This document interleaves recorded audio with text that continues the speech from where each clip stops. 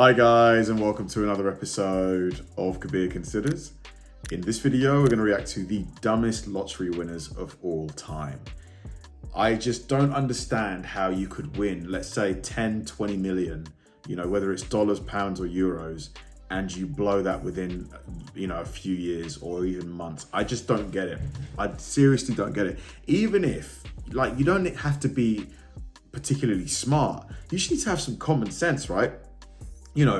10 million, let's say you, amongst your friends and your family, you divide up 2 million or 3 million. That's for them. You've still got 7 million left. Just stick most of it in an ETF or something like that. Buy yourself a nice house, a few cars, go on as many holidays as you want, but you should still have at least half of that money left. So people that blow the money, it's like, how?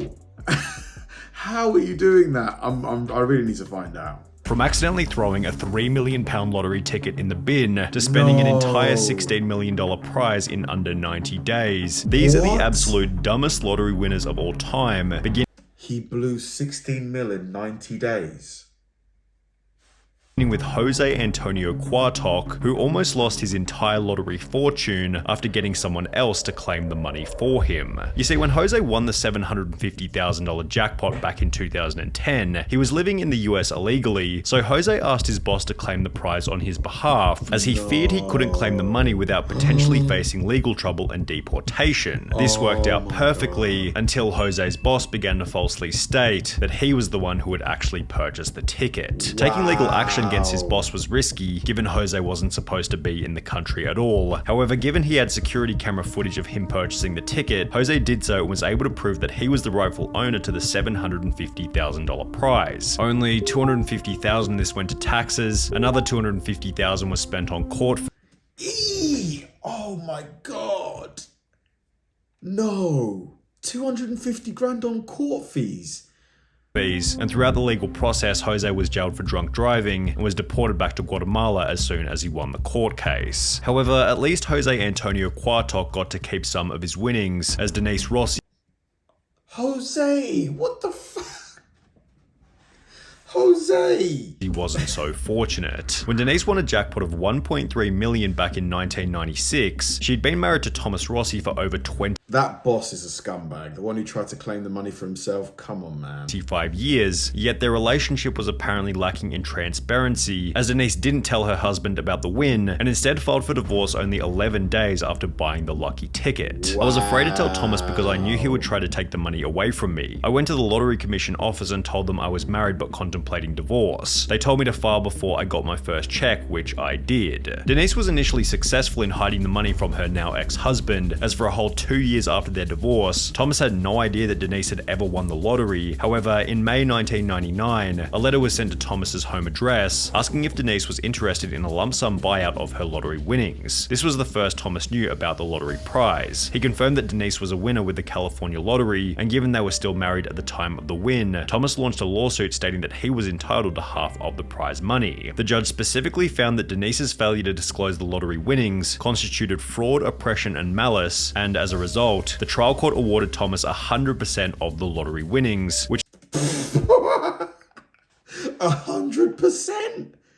Hold on a minute. First of all, lottery winnings aren't earnings, are they? You've not earned the money, you've won it in a competition. So why is your partner entitled to 50%? That doesn't seem right to me. But obviously, I'm not saying that she should have left him. If you love your partner, if I won the lottery, of course I'd give my girlfriend some of it. Of course I would. The relationship was clearly not good, but I don't think your partner should be entitled to half of your lottery winnings. Which left Denise with less than nothing, considering she also had to pay for her own legal fees. However, Denise's loss of $1.3 million was still nothing in comparison to Evelyn Adams. Dubbed the luckiest woman in America, Evelyn Adams became the first person in human history to win the lottery twice, initially for $3.9 million in October 1985, before winning another $1.4 million only 4 months later. Teach me how. With the probability of this win being approximately 1 in 17.3 trillion, Evelyn seemed to realize that she had no lottery luck left by stating that she was going to quit playing and instead began to buy various businesses, including the convenience store where the lucky tickets had been purchased. While you could argue that this was a smart move, Evelyn still hadn't fixed her gambling problem, and instead of buying more lottery tickets, she instead took the rest of her winnings to the Atlantic City casinos, where she lost her entire remaining fortune to the slot machines. Without any money to the slot machines? Oh, this is brutal, man. Honestly, this is actually brutal. left, her businesses failed one after the other, and by 2012, Evelyn was living in a trailer park while stating to the media, winning the lottery isn't always what it's cracked up to be. Kelly Rogers likely had a similar outlook, as after What do you mean? No, it was your fault, Denise. winning over £1.8 million at the age of only 16, her life was also ruined. Lucky. Initially, Kelly stated, "I will not go wild and spend loads. I'm going to take some advice and see an accountant. Hopefully I will make us all comfortable. I want to help my family, but I won't change. I just want a normal home, nothing posh. I just want a normal car as well." However, as soon as she received the money, Kelly instead spent £11,500 on two boob jobs, £300,000 on clothes, makeup and tattoos, as well as £85,000 on top of the range sports cars. Kelly spent a further £250,000 on holidays to locations including Mexico and Euro Disney. Hold on a minute. A holiday to Mexico, even if you stay in the nicest 5-star hotel and you take 10 family members, it's not going to cost $250,000.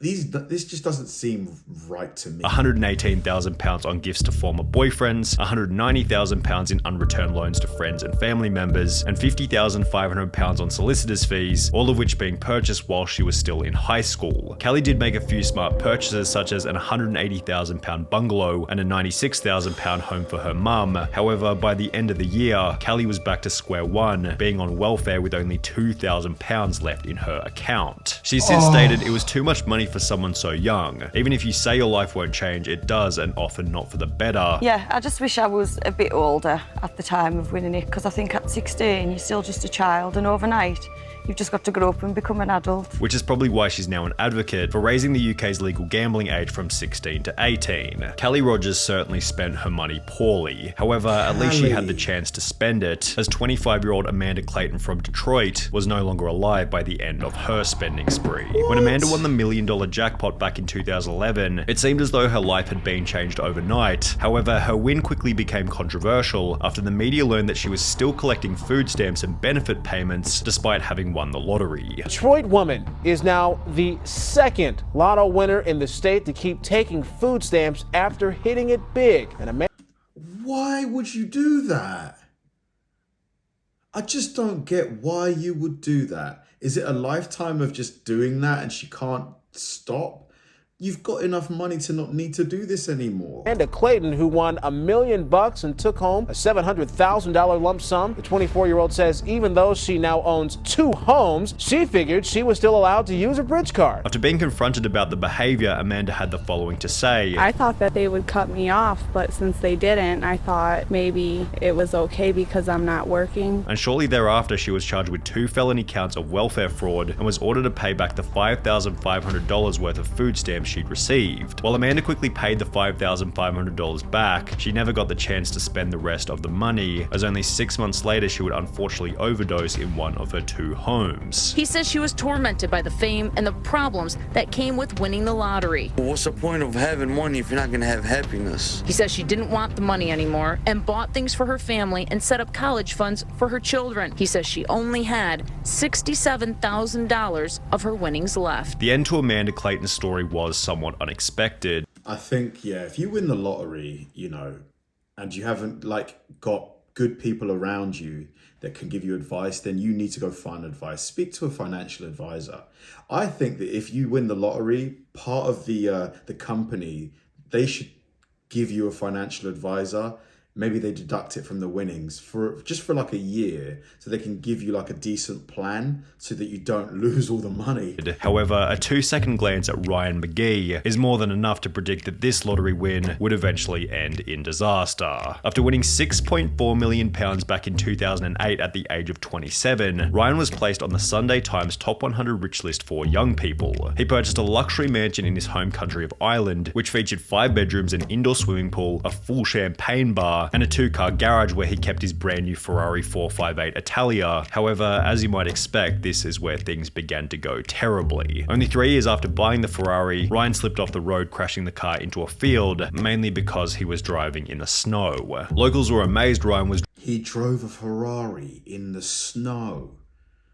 Jesus, man. Driving the Ferrari in that weather, especially when he had a more suitable Range Rover he could use. The Ferrari was not understood to be running on winter tyres, which, while costing around £4,400, hugely boost grip and handling in icy conditions. Ryan's property development business then dissolved, which was accompanied by a divorce from his wife and the sale of his luxury home. Then, 2 years later, Ryan McGee was pulled over driving an uninsured Ford Focus without a license. However, the most interesting part is that he had to claim legal aid, which is a service for those who are unable to afford a lawyer. Now, Ryan McGee was a complete idiot with his money. However, he still looks like Albert Einstein when compared to Martin Tott. When Martin and his wife Kay won £3 million back in 2001, they didn't go in to claim the prize because, well, they had no idea that they were winners. They'd purchased a ticket in passing, completely forgotten about it, and would only come to realize that they were the winners after hearing about the unclaimed prize over 6 months later. The main problem was that at some point, the ticket had been misplaced or thrown out completely. Despite frantically searching, the pair couldn't find their ticket, but were sure they had won because the jackpot numbers matched the ones they used every week. Computer records in their local Londis proved Kay really had purchased the ticket, and the thrilled pair rushed to tell lottery organizer Camelot to claim their prize. But they fell victim to a little-known rule, stating lost tickets must be reported within 30 days. After 45 days of deliberation, Camelot told the devastated couple that they would not be collecting the jackpot, and as a result, the couple's marriage eventually came to an end.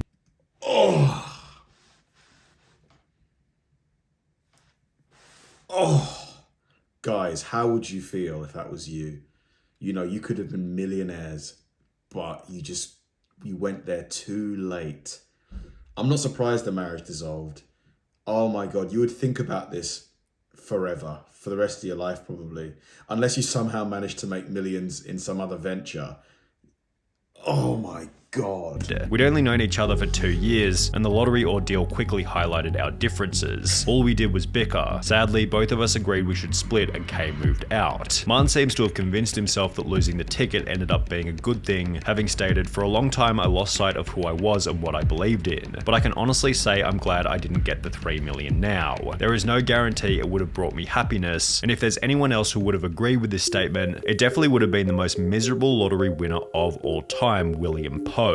When William won a $16.2 million jackpot back in 1988, he had just $2.46 in his bank account and was able to purchase the lucky ticket by selling a ring for $40 to a local pawn shop. This, in conjunction with the time he'd spent in jail for cashing invalid checks, highlighted William Post's awful money management skills and acted as foreshadowing for how poorly his lottery win was eventually going to be spent. Only 84 days after receiving the $16.2 million, William Post had spent the entire fortune on a boat, a lease for a restaurant in Florida, a used car lot, as well as a private jet. However, even after all of the money had been spent, Post took on a further $500,000 loan to purchase a mansion in Oil City, Pennsylvania. The problem was that William hadn't actually purchased the original ticket himself and had rather given the money to his girlfriend who had bought the winning ticket for him. Because of this, she was able to successfully sue him for 1/3 of the winnings, meaning that Post now owed $5.4 million to his ex-girlfriend from the $16.2 million that he no longer had. Since Post was unable to make this payment, the judge ordered that his bank account be frozen until he was able to come up with the money. However, before he was able to sell enough stuff to pay the $5.4 million, William was arrested and ordered to serve a 6 to 24 month prison term for an assault charge from 6 years prior.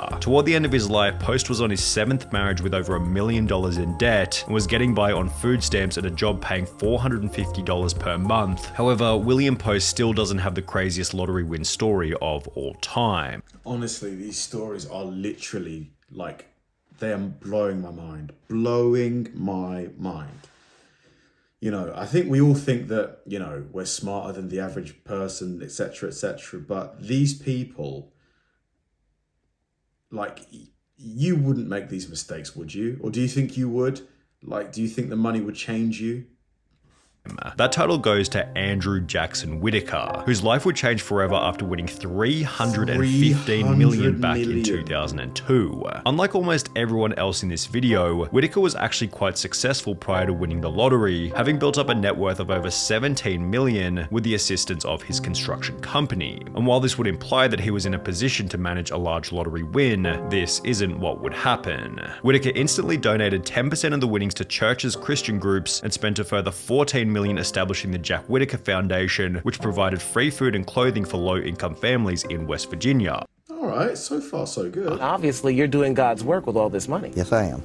I'm helping a lot of people, and I plan to help a lot more. He then drove back to the convenience store where he had purchased the ticket before giving the clerk a $44,000 check, a $123,000 house, and a brand new Jeep Cherokee, which was This guy's so super generous. followed by Whitaker buying himself a Lamborghini, in which he'd drive around his neighborhood throwing money out of the window. After flaunting this wealth, his Lamborghini was broken into, where thieves stole $545,000 in cash. However, this apparently wasn't much of a wake-up call, as his car was then broken into for the second time, resulting in the loss of a further $200,000 cash. Jack Whitaker's granddaughter passed away, his daughter then passed away, which was followed by a divorce with his wife. Oh my goodness. Now you've lost your granddaughter. You're about to be divorced from your wife. Where does this ever end? Leading him to state that he had lost everything. I pretty much lost everything I held dear in my life. You got lots of money. Money has never meant anything to me. You have to have money to exist in this world, but money doesn't rule the world.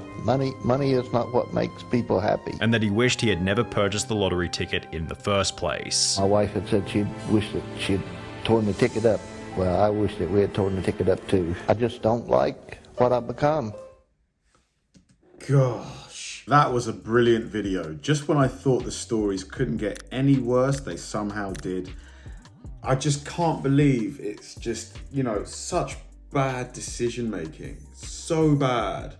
Like, how do you win millions and blow it all? Like 16 million the guy won, the older guy, and he blew it in 90 days. 90 days. Doesn't the bank at some point, like if you're spending like huge sums, doesn't the bank usually ring you up and say, is everything okay? Like at least here in the UK, that's what happens.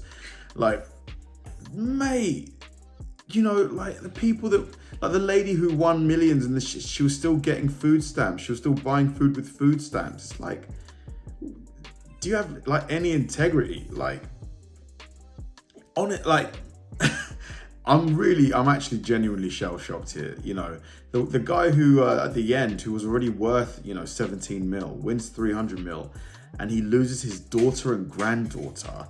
Then he gets divorced. It's just like, yeah, that, I have to say, it definitely ruined his life. Thanks for watching, guys, and I'll see you in the next one.